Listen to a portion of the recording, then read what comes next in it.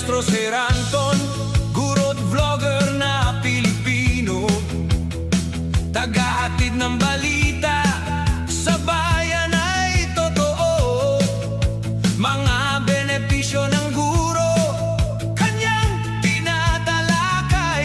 Sa video natin ngayon mga maestro ay pag-usapan pa rin natin itong tungkol sa 7 years loan term. Ayan, so medyo good news mga kamaestro sapagkat meron po tayong nakuhang information na malapit na raw po no, na mag-set ng meeting ang DepEd na po, sa panguna po yan ni Secretary Sani Angara at ang mga representative po ng mga PLIs. Ayan, para pag-usapan nga po ano yung tungkol sa iba na ba pong memorandum circular ng Department of or ng Bangko Sentral ng Pilipinas. Ayan, ano po patungkol nga dito sa 7 years loan term, ano po yung pag-extend po ng ating loan, ano po mga kamaestro. Ayan, so nakuha po natin yung information na yan sa official Facebook page po ni Sir Bong Danog. Ayan po mga kamaestro. So nag-comment po ano, sabi ni Sir Bong ay nag-comment daw ano sa kanyang post si Yusek Fatima Panuntongan ng DepEd, ano po mga kamaestro. So si Yusek Fatima Panuntongan po ay Undersecretary po ng Department of Education. Ayan, and personal yatang kakilala ano po ni Sir Bong Danog. Ayan, so nag-comment po siya doon sa isang post ni Sir Bong about nga dito sa 7 years loan term. Alam naman natin ano, si Sir Bong po ay isa sa masipag ano po mag-follow up nitong pagdating po dito sa usapin ng 7 years loan term. Ayan, so sabi po diyan sa comment, ayan, magandang umaga po. Nakaset na po ang meeting with the PLIs para pag-usapan ang implementation ng bagong BSP circular para sa salary-based loans. Nagpapasalamat po tayo sa BSP sa positibong pagtugon sa request ng DepEd. Kung naalala niyo po, si Secretary Sani Angara po mismo ang sumulat sa BSP noong January para hilingin na i-review ang existing loan repayment terms at tingnan kung paano ito mas mapapabuti para sa kapakanan ng ating mga guro at kawani.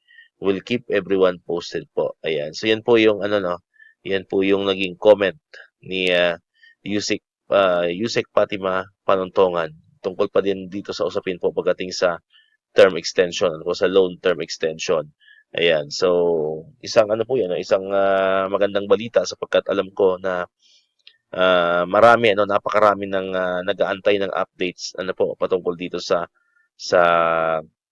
7 years loan term ito mga kamaestro, and yung iba nga ang iniisip ay baka false hope na raw ito.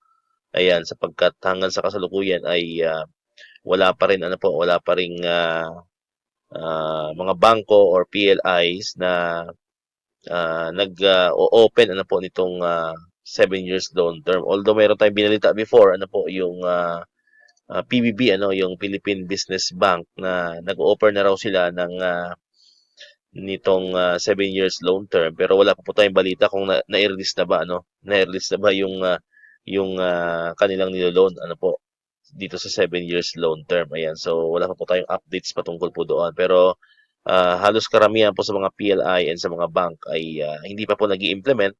Ayan, sapagkat ang karamihan nga po ay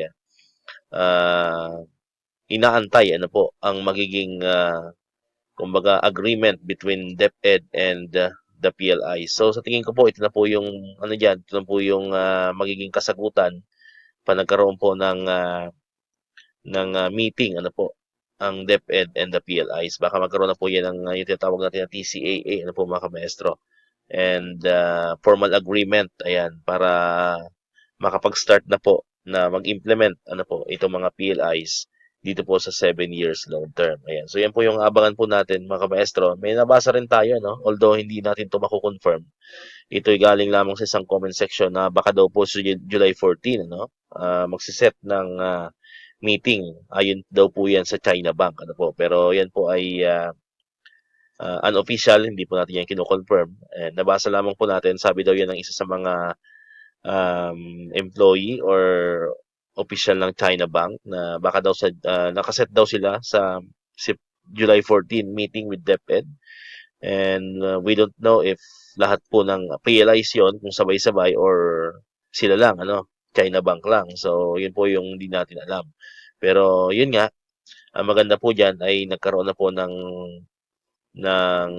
confirmation mismo ano po galing kay Yusek Panuntongan ano po through Sir Bong Danog Facebook page na nakaset na rin talaga ang meeting with the PLIs. Ayan. So siguro sa meeting na yan, diyan na pag-uusapan paano yung magiging implementation, ano yung mga additional guidelines, ano po, para mag-qualify dito sa 7 years loan term. Ayan. So kasi marami ng ano marami na talagang nag-aabang na kamaestro natin diyan. Ano po? Kasi nga para naman makatulong sa kanila na mapataas-taas kahit paano yung net pay. Ayan, kasi nga na-extend siya hanggang 7 years ano po mga kamaestro. Pero ano ba before pa implement 'yan no, yung talagang kailangan na ng budget. Ayan, at walang ibang mapagloanan ano po. So, pwede niyo munang i-avail ano yung balita natin kanina lamang ano po sa ating YouTube channel yung ino-offer naman po 'yan ng GSIS ano po yung Balik Ginhawa 2 loan moratorium ano po. So, meron na po silang ino-offer na up to 6 months na refund. Ayan, ano po. Yun po yung continuation lang ano nung Balik Ginhawa 1 na nagsimula po noong April. Ang coverage nun is December to February. Ngayon naman po ano naging 6 months na siya. Pwede niyo na siyang i-avail ano po para kahit papaano makatulong po sa atin ano financially ano po itong loan moratorium program na ito. Kung talagang kailangan na kailangan niyo na po yung budget ano po habang inaantay natin tong implementation talaga nitong 7 years loan term. Ayan. So, kayo mga kamestro, ano ba yung comment nyo? Ano, ano ba yung masabi nyo tungkol dito? Ayan. Sa tingin nyo ba ay nalalapit na? Ayan, nalalapit na ba yung implementation nitong 7 years loan term na ito at papayag ba lahat ng mga PLIs? Pero sa tingin ko naman, ano, pagka yan ay nakausap naman ng ating secretary ay talagang mapapa-oo naman yan. Ano po, mapapa-oo lahat ng mga PLIs at tingin ng positibo naman tayong lahat po yan ay mag-i-implement nitong 7 years loan term. Ngayon, kasi pangit naman na yung iba ay nag-implement tapos ikaw ay hindi, di ba? So, baka yung iba maglipatan na doon sa mga nag-implement ng 7 years loan term. So, mawawalan sila ng customer, no? Mawawalan sila ng kliyente. Ayan, so kaya positibo tayo no na once na makausap yan ni Secretary Sani Angara and other representative from DepEd, tuloy-tuloy na po yan ano po yung atin pong 7 years loan term. Alright, so dito na natapos itong ating video ngayon mga kamaestro. Kung di ka pa nakakapag-subscribe, click mo na ang subscribe button dyan para ikaw yung unang nakapanood ng mga video sa in-upload natin. Kato ito yung mga updates pa rin about sa loan term extension and other benefits sa mga teachers and government employees. And syempre, click mo na rin ang notification bell button para mag-notify ka, always updated ka pag may mga bago tayong uploaded na videos. Sa muli, maraming salamat sa inyong panonood at pakikinig. Once again, El Maestro, see you on my next vlog. Bye-bye!